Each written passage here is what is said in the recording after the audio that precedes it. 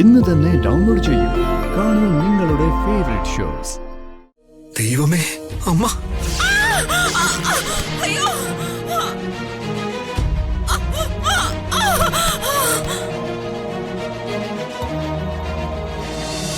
സത്യം പറയാലോ madam, madam അടുത്ത ഇലക്ഷന് നിന്ന ഒരു വകുപ്പ് മന്ത്രിയായിട്ടല്ല, ഒരു ശക്തിയായ ഒരു വനിതാ മുഖ്യമന്ത്രിയെ കേരളത്തിലെ ജനങ്ങൾക്ക് കിട്ടും.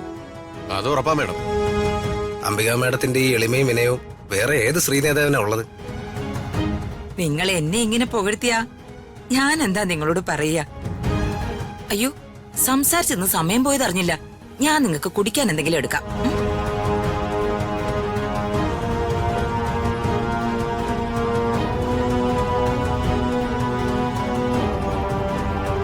നീ ഇതെവിടേക്കടി? അത് ഞാൻ ദീപക് സാറിന് ബ്രേക്ക്ഫാസ്റ്റ് എടുത്തു വെക്കാൻ. നിന്നോട് ആരടി പറഞ്ഞത് എന്റെ മകന് ഭക്ഷണം എടുത്തു വെക്കാൻ? അവൻ പറഞ്ഞു നിന്നോട്? ഇല്ല മാഡം, എന്നോട് ഋതിക മാഡമാ ദീപക് സാറിന് വിശക്കുന്നു, ഭക്ഷണം ചൂടാക്കി വെക്കാൻ പറഞ്ഞത്. അത് ശരി.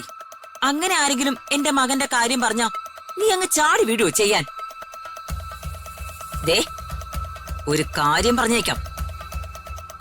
നീ പറഞ്ഞ നുണകളൊക്കെ കേട്ടിട്ട് കേട്ടില്ലാന്ന് നടിച്ച് എല്ലാം ഞാൻ സഹിച്ച് പോട്ടെ പോട്ടേന്ന് വയ്ക്കുന്നതേ ഇന്നല്ലെങ്കിൽ നാളെ എന്റെ മകന്റെ നിരപരാധിത്വം തെളിയുമെന്ന് ഓർത്തിട്ടാ. മനസ്സിലായോടി? നിന്റെ നാവിറങ്ങി പോയോടി അസത്തെ. എന്നോട് ഋതിക മാഡം പറഞ്ഞിട്ടല്ലേ ഞാൻ ഇങ്ങോട്ട് വന്നത്.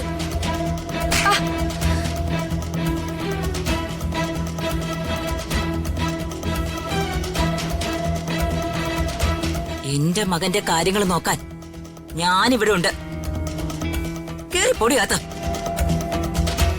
കാശിന് വേണ്ടി സ്വന്തം മാനം പോലും നോക്കാതെ മറ്റുള്ളവരുടെ നുണ കേട്ട് നടക്കുന്ന കണ്ട തെണ്ടികൾക്കൊന്നും കേറി ഇറങ്ങാനുള്ളതല്ല ഞങ്ങളുടെ വീട്ടിലെ കിച്ചൻ. പോടി.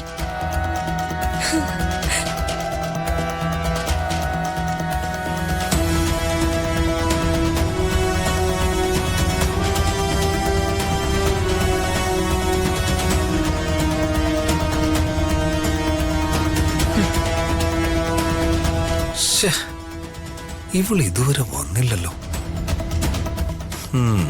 അവള് വരും. എന്നോടുള്ള വാശിക്ക് ഋതിക അവളെ പറഞ്ഞുവിടും. ഇവിടെ വെയിറ്റ് ചെയ്യാം.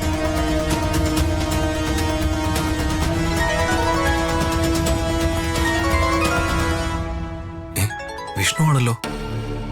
ഇവനെന്താ കാലത്ത് തന്നെ? ഹലോ വിഷ്ണു.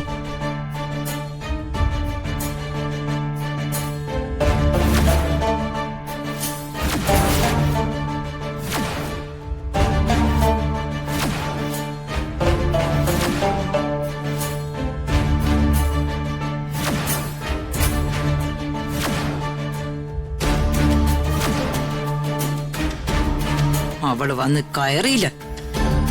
അപ്പോഴേക്കും അവന് ഭക്ഷണം എടുത്തു കൊടുക്കാൻ പുറപ്പെട്ടിരിക്കുന്നു. ഭാര്യ പദവി കയ്യിലെടുക്കാനുള്ള അവളുടെ അടവ് കൊള്ളാം. പക്ഷെ ആ അടവ് അംബിക ഇവിടെ ഉള്ളപ്പോ അവൾ ഇറക്കാൻ പോകുന്നില്ല.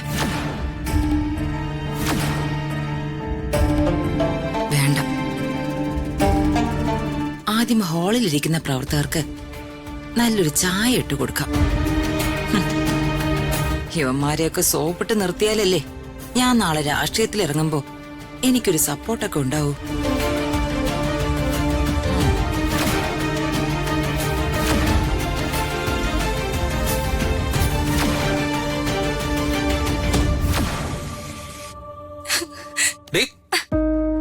നീ കിച്ചണിലേക്ക് പോയില്ലേ? ഇല്ല. എടി, നിന്നെ കൊണ്ട് എനിക്ക് ബ്രേക്ക്ഫാസ്റ്റ് എടുത്ത് വെപ്പിക്കണമെന്ന് ഞാൻ ഋതികയോട് പറഞ്ഞിട്ടല്ലേ വന്നേ. നീ എങ്ങോട്ടേ ഓടിപ്പോന്നേ? ദീപക് സാറിന് ബ്രേക്ക്ഫാസ്റ്റ് എടുക്കാൻ വേണ്ടി ഞാൻ പോയതാ. അപ്പൊ അംബിക മാഡം എന്നെ തടഞ്ഞു. അംബിക മാഡം തന്നെ ബ്രേക്ക്ഫാസ്റ്റ് എടുത്ത് വെച്ചോളാന്ന് പറഞ്ഞ് എന്നെ വഴക്കു പറഞ്ഞു.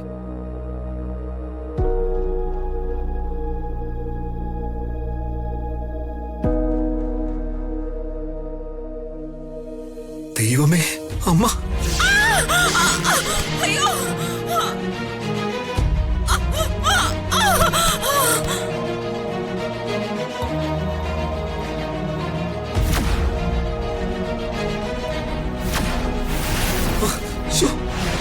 അമ്മ മരിച്ചോ? അമ്മേ, അമ്മേ, അമ്മ എണീക്കമ്മേ, അമ്മേ, അമ്മേ.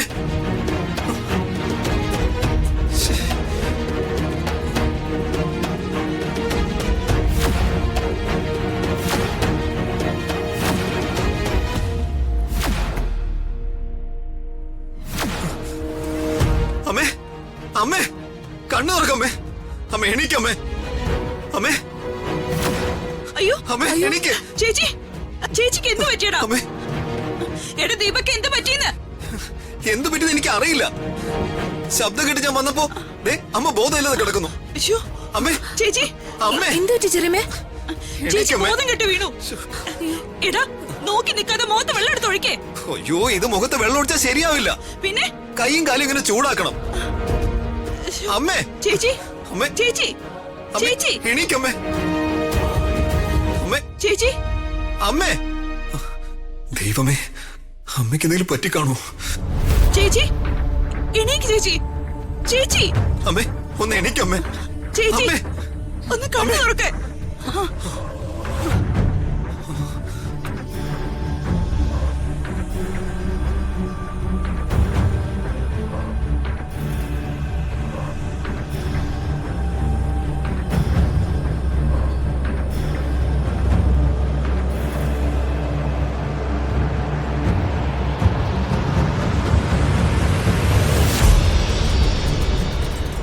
ചേച്ചി, ഞാനിത് എവിടെയാ?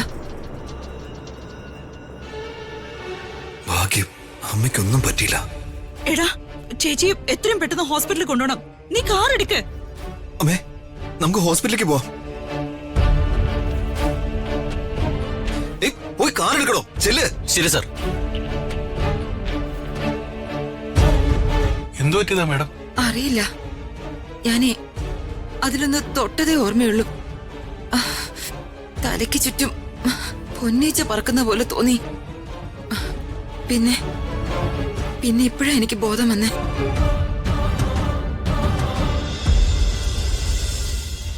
ചേച്ചിക്ക് ചിലപ്പോ BP കൂടിയതാവും. എടാ ദീപക്കെ നോക്കി നിൽക്കാതെ വേഗം ഹോസ്പിറ്റലിൽ കൊണ്ടുപോവാ. ശരി അമ്മായി. ചേച്ചി പതുക്കെ. വാ അമ്മേ, സൂക്ഷിച്ച്. എനിക്ക് പതുക്കെ. എഴുന്നേക്ക്. ദീപക്കെ ഞാനും കൂടെ വരാം. വേണ്ട അമ്മായി, ഞാൻ അമ്മയെ കൊണ്ടുപോയിക്കോളാം. വാ, സൂക്ഷിച്ചേ. വാ അമ്മേ, പതുക്കെ. ചെറിയമേ, ദീപകിന്റെ മുഖം കണ്ടിട്ടെ എന്തോ കള്ള ലക്ഷണം പോലെ ഉണ്ടല്ലോ. ആണോ? ആണെന്നാ എനിക്ക് തോന്നുന്ന ചെറിയമേ. ഏയ്, അവൻ അമ്മയെന്ന് വെച്ചാ ജീവനാ. അതുകൊണ്ട് ചേച്ചിക്ക് ഉപദ്രവമൊന്നും അവൻ ചെയ്യില്ല. അകലേ നോവിനാലേ